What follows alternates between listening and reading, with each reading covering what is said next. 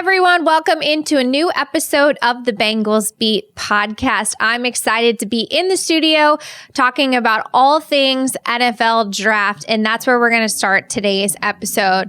This morning on Cincinnati.com and the Enquirer app, I dropped my one and only mock draft. I did a 3-round mock draft where I try to predict what the Bengals could do with their first 3 picks, day 1 and day 2, and that is out, and we're going to talk about it right now. And I want to have some fun with this conversation. One of the reasons I love the draft so much is that there's so many different opinions, and you could talk to 5 different people who all watched the same tape of the same player, and they all come away with different opinions on everyone. And I love hearing the different opinions. I love the debates. I can't get enough of the NFL draft, and I'm looking forward to seeing who the Bengals select on Thursday night. So without further ado, I'm going to talk about where I went on Thursday night with the Bengals pick at number 17. I wrestled with this one for a while.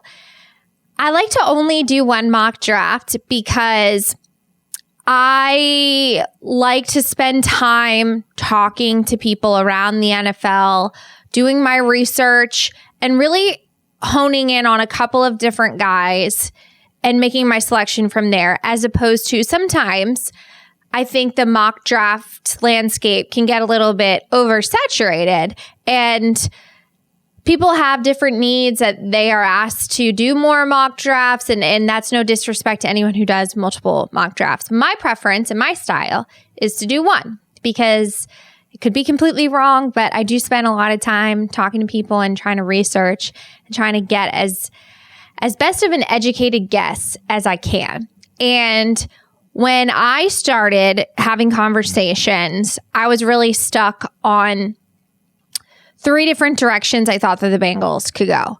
And it was all prospect driven with some need in there. But I started my conversations thinking that Jahad Campbell, the Alabama linebacker, was going to be the pick for the Bengals. And he very well could be. But I have a feeling he's going to go and be off the board before pick 17. Mel Kiper has had him at one point mocked to the Bengals, I think 2 times in a row. He's been a popular selection for the Bengals for the fact that he's a really good player, and 2, the Bengals have a major need at linebacker.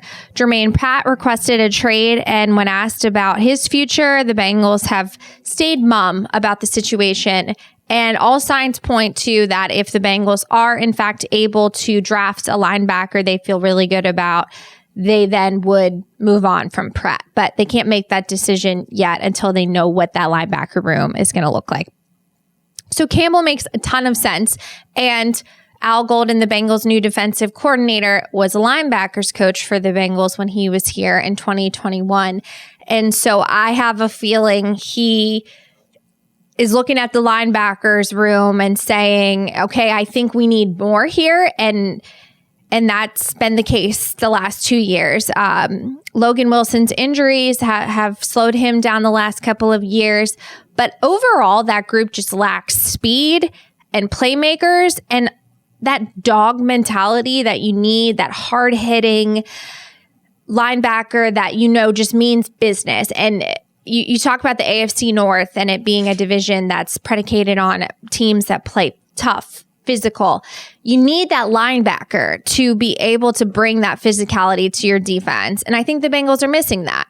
And I think that if you could pair Jahad Campbell with Logan Wilson, that's a nice pairing. They do different things, but I think Campbell could do a lot for the Bengals. I think Al Golden would be able to utilize him brilliantly. I think that's a perfect case of a pairing of a coach and a player that just makes sense. Golden would have a vision for him. He would know how to best use him.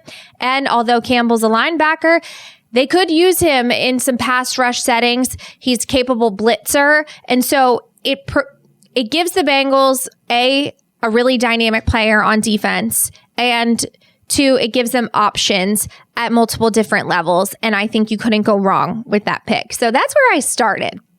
But as I said, I think he's going to go off the board before the Bengals get on the clock, because if he was there at pick 17, I'd have a hard time wrestling with him and the guy that I ended up picking, but I'm going to get to him last. So I went from being pretty strong on Campbell to I was very swayed that Derek Harmon was going to be the right choice for the Bengals and who they would pick. And they 100% can take all of these guys. We don't know what they're going to do, but I thought Harmon 100% it was going to be there.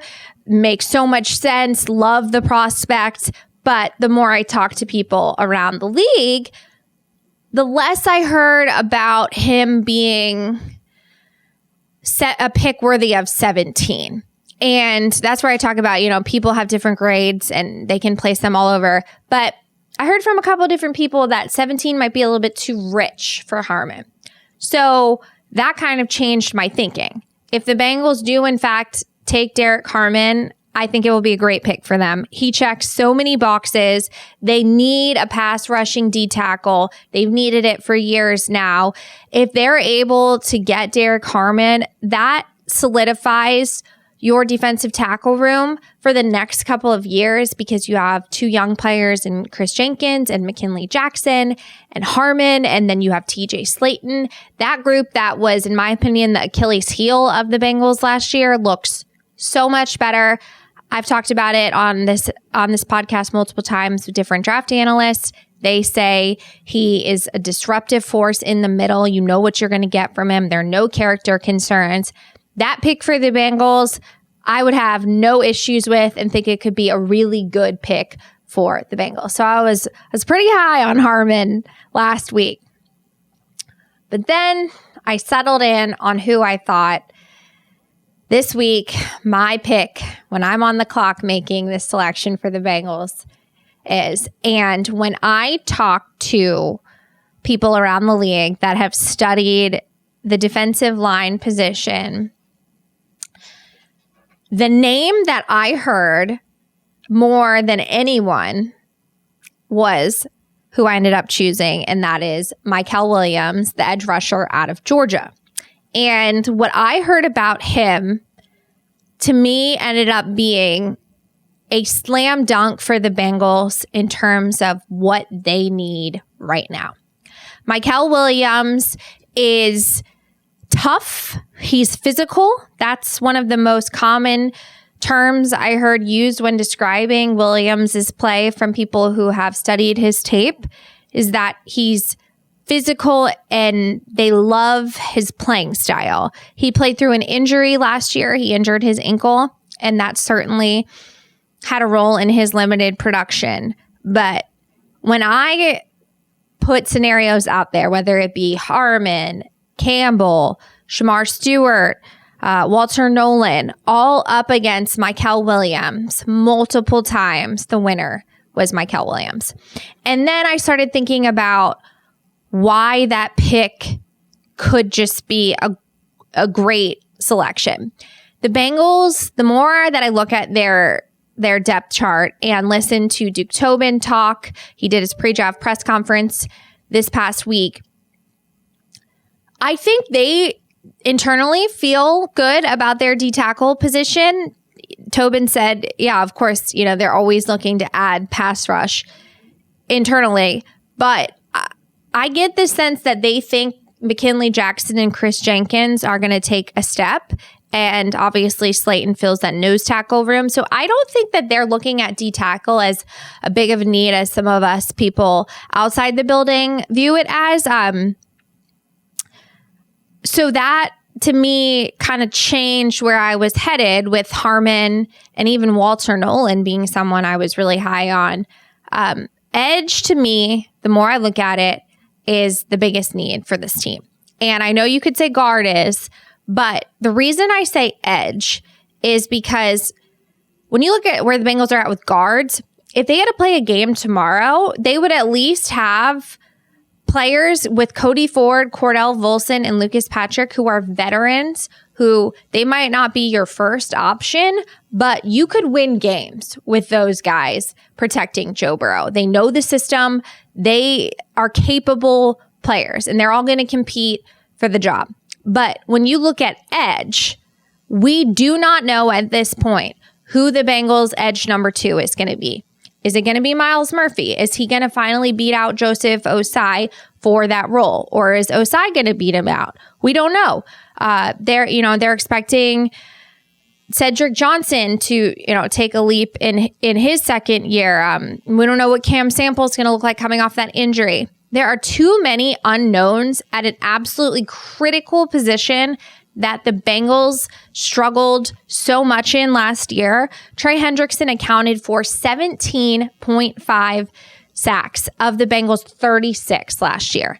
It is way too imbalanced on that defensive line in terms of sacks and pass rush. And they have got to come away, in my opinion, in this draft with an edge rusher who can rush opposite of Hendrickson and really be a force. And if you add that, plus you have Myles Murphy and Osai, that looks a lot better to me, because then, if you get great production from either one of those two, that's just a bonus. And then you have a nice little rotation between your 4 main edge rushers.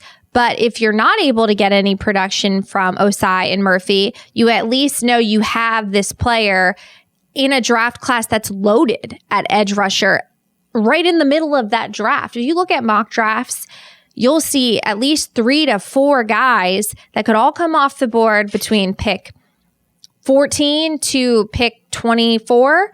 And that's why I think the Bengals are in a great position to acquire a defensive stud in this draft. So that's kind of my thought process. The other thing with Mykel Williams and what I heard in talking to people about his game specifically is that in addition to his physical style of play and his ability to rush the passer, he's really good against the run.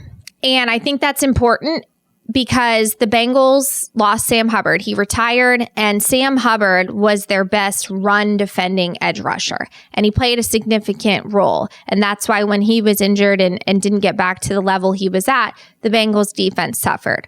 Williams is really good against the run from the people that I talked to that evaluated his game. So you get a player who you don't have to take off the field on rundowns like you do in some aspects with Trey Hendrickson. Trey Hendrickson is a bona fide pin his ears back, rush the passer, but you can critique his performance in the run game to some degree. Williams gives you a lot in both areas. And that's why, to me, if he's on the board because of that fact, I think he'd be a great pick for the Bengals. He doesn't have any character issues. He comes from a winning program. The Bengals hit the jackpot with Amarius Mims coming out of Georgia last year. Why not go back into that well and take Mykel Williams if he's there? I think that there's a possibility that Mykel Williams is going to be there for the Bengals with Shamar Stewart, the Texas A&M edge rusher, who has all of the physical traits that project to be what a really good edge rusher needs in the NFL, but just not enough sacks, under 5 sacks his entire college career. That makes it a hard gamble. There's also James Pierce, but he's got some character concerns. There is Mike Green. We don't know where he's going to fall, the Marshall edge rusher who had a ton of production at Marshall, but he's a little bit smaller and he also has some character concerns. So there are, 3 edge rushers that could be available to the Bengals. And when I look at that, Williams is the one that you don't have any questions about. The questions that you do have are what was behind his limited production from last year, some pundits say. I'd be willing to take a bet on a player who has good character, loves football, would fit well in a division that's all about physicality, who can rush the passer. I think that's a mold that would be great for the Bengals, and so that's why I went with Mykel Williams with my pick at number 17. All right, so let's move on to round 2. And this one is the one, I don't think Mykel Williams in round 1 is going to surprise a lot of people because most mock drafts have the Bengals addressing the edge position at some point. But most popular has been the Bengals addressed guard in round 2. And I thought about it, and I went with a player, and this is a situation where you take the best player available on your board instead of reaching. And the Bengals could have guards ahead of this player that they like, and they very well could take a round 2 guard. But this one to me was a no-brainer, way too hard for them to pass up. And that is taking Xavier Watts, the safety out of Notre Dame, and reuniting him with defensive coordinator Al Golden in the 2nd round. The other reason I'm comfortable doing that is in talking to league sources, there is a guard that I think could be available to the Bengals in the 3rd round that could be really good, and we'll get to him in a little bit. But Watts, to me, would be a fantastic pick in the 2nd round for the Bengals, because safety is a position that has been in flux the last couple of years. And wouldn't it be nice for the Bengals to hit on a safety and know that they're going to have at least one safety that they feel great about for the next 4 years? And you'd get that with Watts. In addition to having a player who is a certified ball hawk. If there's one thing Watts does, it's take the ball away. He had 13 interceptions in the last 2 seasons, more than any other player at his position at the FBS level. And if there's one thing that the Bengals need more of in the secondary, it's better tackling and more interceptions. They haven't been great the last 2 years at taking the ball away. And when you think about when the Bengals defense was really strong, when they went to the Super Bowl and the AFC Championship, it was their opportunistic style of play where you had Jesse Bates, Von Bell, those guys taking the ball away to give more opportunities to Joe Burrow to get the ball back. So Watt, to me, he does that great. He knows Al Golden's system inside and out from having played for him at Notre Dame.